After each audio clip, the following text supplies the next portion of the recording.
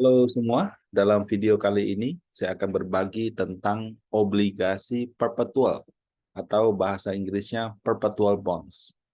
Nah, kalau cara kerja obligasi pada umumnya sebetulnya sangat sederhana. Pertama, namanya hutang ada jatuh temponya.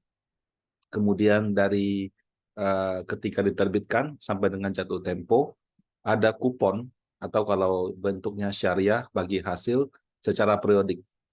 Nah, selama ini kita juga sudah mengenal bentuk-bentuk obligasi, itu terutama dari pemerintah. Ada ORI, sukuk retail, sukuk tabungan, saving bond retail, yang mungkin dananya lebih besar, obligasi FR, kemudian kalau yang profil resikonya bisa memahami lebih tinggi, obligasi korporasi. Nah, semua yang saya sebut cara kerjanya sama. Ada jatuh tempo, nah kemudian ada bagi hasil secara periodik. Nah, pertanyaannya, pernah dengar nggak tentang obligasi perpetual? Ya, obligasi perpetual ini memang baru, tapi bukan baru-baru amat, dulu-dulu juga sudah ada. Nah, secara sederhana, obligasi perpetual itu sama dengan obligasi pada umumnya, bedanya cuma satu, tidak ada jatuh tempo. Artinya, obligasi ini akan membayarkan bunga selama perusahaan berdiri tanpa ada jatuh tempo.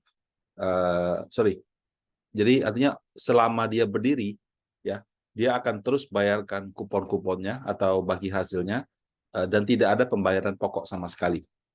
Nah, baru-baru ini, nggak baru-baru sih, ini saya buatnya waktu bulan Desember ya. Saya baca berita ada penawaran obligasi perpetual dari salah satu BUMN, yaitu PT Indonesia Infrastructure Finance, ratingnya double A. Nah, kalau kita baca lebih detail, obligasi yang ditawarkan adalah jenis obligasi perpetual. Ya. Ini kalau kita baca, surat berharga perpetual berwawasan lingkungan. Jadi tidak hanya perpetual, tapi juga berwawasan lingkungan. Perpetual itu kalau bahasa Inggrisnya itu artinya tak teringgah gitu ya. Ditawarkan kepada pemodal profesional. Nah, ini juga beda ya. Kalau biasanya penawaran umum kan kepada masyarakat, penawaran umum. Kalau ini ditawarkan hanya kepada pemodal profesional, jumlahnya 500 miliar, perpetual, tidak mempunyai batas waktu dan jatuh tempo, sampai dilaksanakan dengan opsi tebus atau call options. Imbal hasilnya 725 sampai 825%. Nah, jadi ada beberapa istilah di sini. Pemodal profesional, kemudian ada opsi tebus dan sebagainya. Saya akan bahas di bagian berikutnya. Jadi kalau di Indonesia, Bapak Ibu, di Indonesia, di Singapura, pemodal profesional itu disebut dengan accredited investor. Accredited investor itu harus memenuhi salah satu dari 3 kriteria. Jadi kalau Bapak Ibu adalah perorangan, entah warga negara Singapura atau mungkin PR ya, permanent residence di sana, yang memiliki penghasilan tahunan minimal 300.000 sin dolar atau setara 3,3 M. Atau suami istri, kalau nggak salah suami istri 500.000. Jadi kalau single 300.000 sin dolar, sekarang sudah bukan 1.100, sekarang 1.200 ya. Mungkin 3,6 M. Berarti penghasilan setahun bulanannya 300 juta gitu.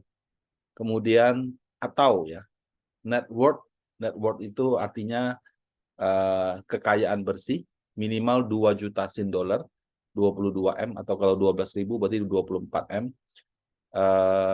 Dengan kalau misalnya ada rumah tempat tinggal, nilai rumah tempat tinggal maksimal 1 juta. Ya, jadi kalau misalnya Anda punya rumah di sana nilainya berjuta-juta, 3-4 juta, tapi nggak ada cash-nya ya, nah itu cuma dihitung maksimal 1 juta. Atau net worth khusus cuma aset keuangan 1 juta sin dolar. Jadi Anda punya deposito, punya reksadana, punya saham, itu pokoknya yang pasar uang aja, pasar modal saja itu 1 juta sin dolar, sekitar 11-12 M. Nah, jadi di Singapura tuh harus salah satu dari 3 itu, baru Anda bisa dianggap accredited investor. Kalau seandainya perpetual bond tersebut ditawarkan di sana, yang boleh beli hanya kategori di atas. Jadi kalau Pak, saya punya uang Pak 100 juta bisa beli nggak? Sorry, nggak bisa. Nah, kalau di reksadana penyertaan terbatas di Indonesia, eh, itu ada definisi accredited investor juga, tapi mereka sebutnya pemodal profesional. Jadi satu-satunya definisi pemodal profesional yang saya tahu itu ada di reksadana penyertaan terbatas. Di situ disebutkan pemodal profesional adalah orang yang bisa memahami cara kerja sama resiko secara mendalam. Jadi kita tahu persis itu seperti apa dengan modal investasi minimal 5M. Nah, jadi di Indonesia itu ada juga pemodal profesional dan biasanya institusi. Kalau perorangan bisa nggak? Bisa, cuma harus cukup banyak dokumen yang harus Anda pahami gitu loh. Oh, saya mengerti ini, mengerti ini, mengerti ini, mengerti ini gitu. Nah, dalam informasi penawaran dia sebutkan indikasi imbal hasil itu 7,25 sampai 8,25% per tahun setiap 6 bulan. Nah, ini juga agak unik ya. Karena obligasi korporasi biasanya 3 bulanan, karena di perpetual 6 bulanan. Kemudian di akhir tahun kelima dan setiap 5 tahun, perusahaan memiliki opsi tebus. Jadi kalau kita baca, di sini opsi tebus ya. Ini opsi tebus. Perusahaan memiliki diskresinya sendiri, memiliki opsi namun tidak wajib untuk melakukan penembusan atas seluruh surat berharga perpetual tanpa denda, biaya tambahan pada ulang tahun kelima sejak penerbitan. Artinya setiap 5 tahun bukan kita yang punya obligasi yang berhak jual ya, yang nerbitin obligasi berhak untuk menebus gitu. Dan sifatnya itu tidak wajib. Artinya kalau pas dia mau tebus, saya masih mau pegang, ya udah nggak jadi. Harus dia mau tebus, kemudian saya bersedia jual, nah baru itu. Nah, dan setiap 5 tahun, jadi dia boleh punya hak untuk menebus itu.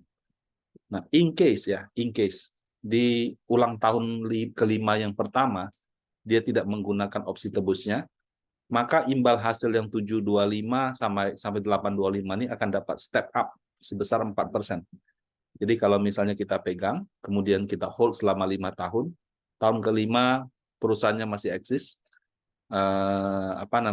dan dia nggak tebus gitu ya, maka bunga yang kita terima atau kupon yang kita terima itu dari 725 plus 4, jadi 1125 atau 825 plus 4, 12,25%.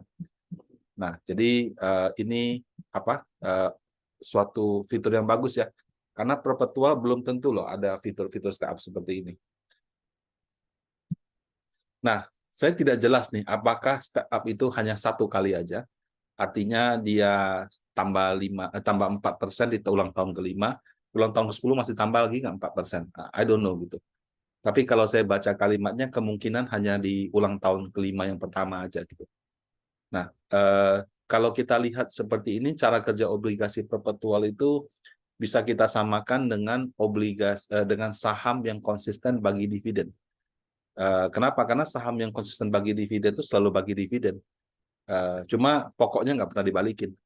Bedanya kalau saham bisa kita jual, kalau obligasi ya harus tunggu, bisa juga sih kita jual, atau kalau nggak tunggu ditebus sama yang punya gitu.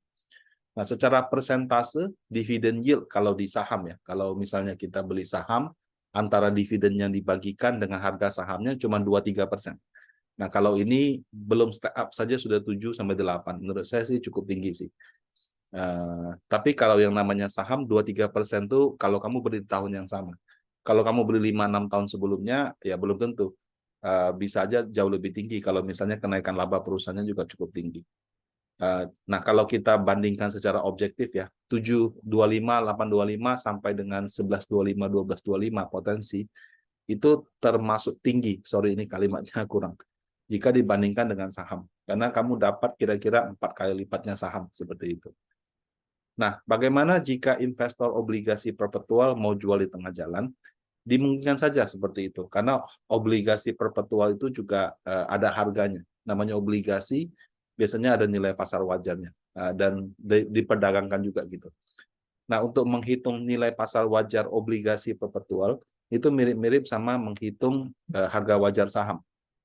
Jadi kalau di saham kan, price itu sama dengan dividen berikutnya, dibagi expected return dikurangi growth. Jadi gampangnya misalkan gini, kalau saya mau beli saham, saham tersebut membagikan dividen 100, tahun depan diperkirakan masih sama 100. Kemudian expected return saya 10%.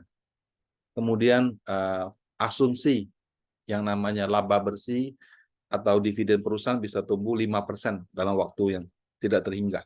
Berarti 100 dibagi 10% kurang 5%, 100 dibagi 5%. Nah, itu kira-kira 2.000. Nah, itulah cara menghitung expected return daripada saham. Nilai wajar daripada saham yang dividennya kita bisa perkirakan berikutnya berapa.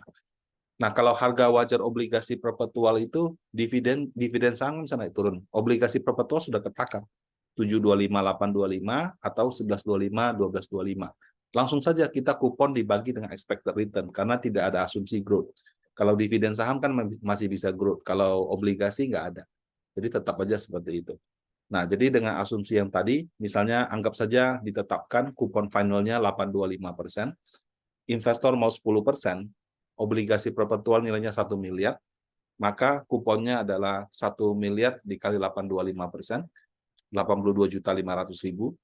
Harga wajarnya adalah 82.500.000 dibagi 10%, atau sama dengan 825 juta. Jadi pada saat bagi hasil atau kuponnya 8,25%, Anda mau dapat 10%, harga wajarnya adalah 825 juta.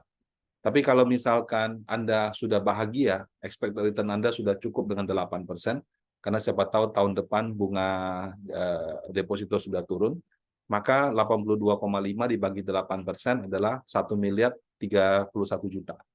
Nah, kalau misalkan Anda punya expected return tinggi nih, wah ini kan pokoknya bisa ditebus bisa enggak, dijual nggak tahu dia punya market ada apa enggak. Saya baru mau jual kalau dia 12%. 12% berarti Anda harus beli di harga 687.500.000. Nah, expected return ini setiap investor bisa beda-beda. PHEI, Penilai Harga Efek Indonesia, mereka juga menerbitkan yang namanya harga wajar atau yield wajar obligasi setiap hari.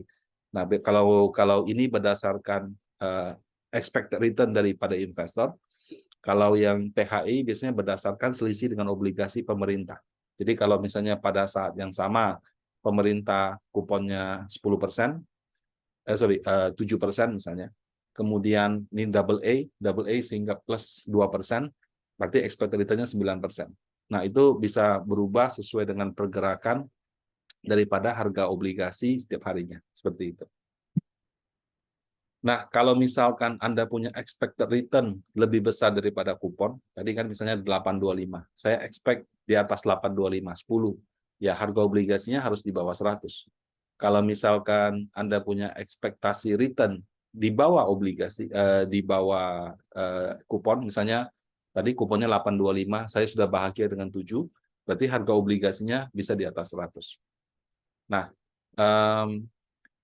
kalau kita lihat di tadi kan, saya kasih contohkan 10%, harga obligasi 1M itu bisa 825 juta. Artinya kalau misalkan expected return-nya terlalu tinggi, harga wajarnya bisa turun cukup banyak juga gitu. Nah, kalau bagi investor institusi, setelah beli obligasi itu, pencacatan harga obligasi juga merupakan faktor yang perlu diperhatikan. Kenapa? Sebab ketika dia beli obligasi, kemudian belum jatuh tempo, kalau ini kan nggak ada jatuh tempo, obligasi tersebut ada di bukunya, kemudian keluar nilai wajarnya sekian, maka kalau misalnya pas di bawah 100 akan terjadi unrealized loss. Kalau di atas 100 bisa jadi unrealized gain. Nah, di kebanyakan institusi yang saya tahu, unrealized gain loss itu juga masuk dalam KPI gitu. Ada yang masuk, ada yang enggak. Ada juga yang mengakui hanya realize, tapi ada juga yang memperhitungkan unrealized juga gitu. Nah, kalau misalnya ketika Anda beli kemudian dia terjadi unrealized loss, ya tentu itu akan mempengaruhi KPI di perusahaan. Nah, secara akuntansi ini juga unik gitu. Kalau obligasi sama saham itu sudah ada kelasnya gitu, kelas di dalam pencatatan akuntansi. Tapi kalau perpetual ini hal baru. Kenapa? Dibilang obligasi dia nggak ada jatuh tempo. Nah, dibilang saham ya dia tidak memiliki kepemilikan. Jadi ini disebut dengan instrumen hybrid.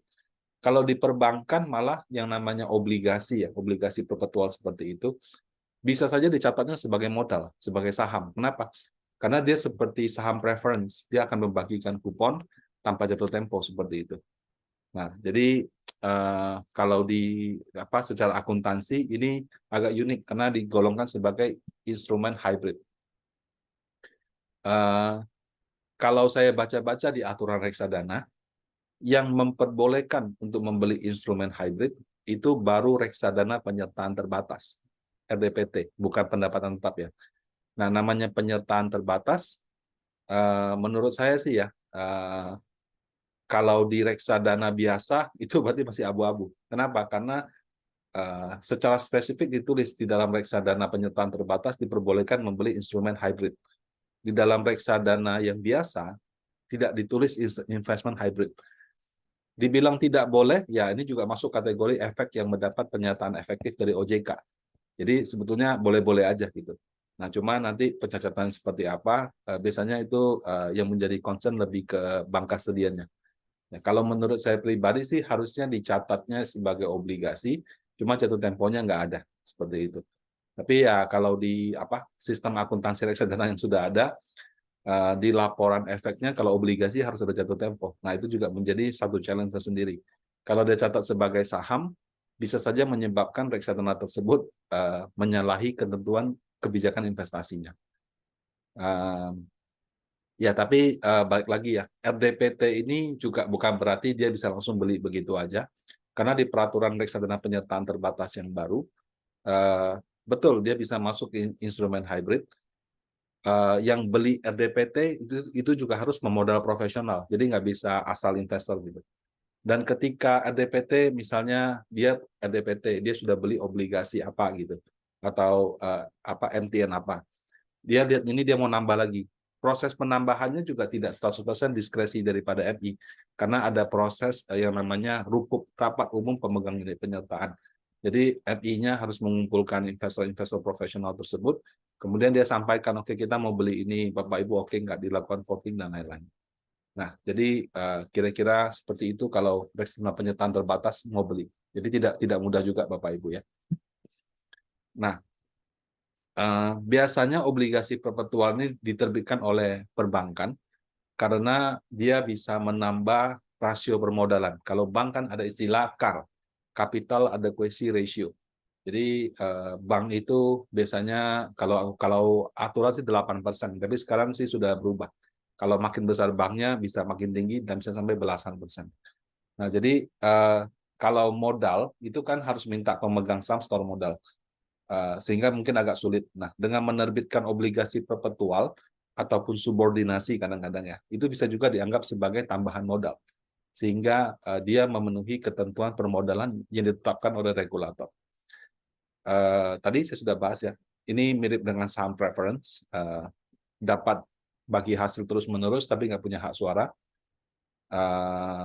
Tapi balik lagi ke prinsipnya. Kalau Anda sebagai investor mau beli obligasi perpetual apa tidak, pada prinsipnya adalah obligasi itu artinya orangnya berhutang. Nah, kalau dalam hal ini perusahaannya berhutang. Yang paling penting dari berhutang adalah orang yang meminjam uang itu bisa mengembalikan, gitu. Mau dia negara, mau dia BUMN, mau dia korporasi, itu kita harus bisa melakukan analisis. Ya. Kalau untuk negara Indonesia, saya yakin karena dijamin undang-undang itu tidak masalah. Kalau untuk BUMN, ya case by case ya. Di Indonesia kan sudah ada BUMN yang bermasalah juga. Begitu juga dengan obligasi korporasi. Jadi sudah ada korporasi yang bermasalah. Jadi untuk itu kita harus bisa menganalisis dia punya integritas daripada peminjam, kita bisa menganalisis dia punya laporan keuangan dan lain-lain. Nah, kalau tidak bisa ya mungkin bisa melakukannya atau menitipkan lewat manajer investasi. Nah, instrumen efek yang saya sebut di dalam pembahasan video kali ini bukan rekomendasi beli, jual, atau tahan. Demikian dari saya. Semoga bermanfaat. Terima kasih.